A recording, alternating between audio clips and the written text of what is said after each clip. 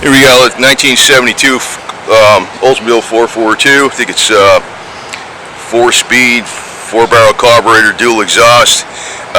This is probably one of the last years for the real true 442. I know eventually they made them into just a badge, but this is a real 442.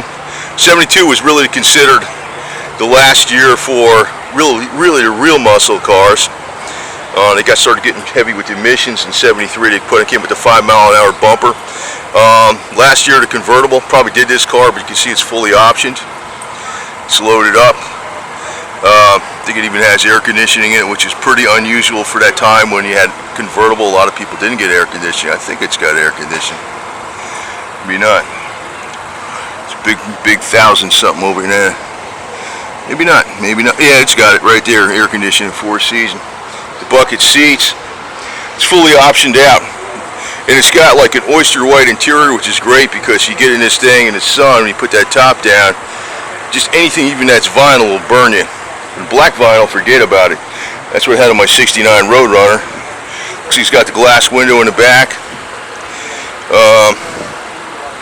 And again, you got the dual exhaust out the back. Looks like it's got a New York plate in the front. Even though it's got the Florida plate in the back here.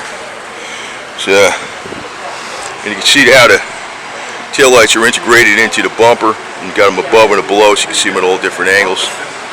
442 badges and subdued white stripe pinstripes around there, going around the wheel wells, which is like not too overgun, but you know, it's accenting the body lines. Yeah, it's a beaut. Let me stand back here just a little bit. So. Yeah, she's sweet, man.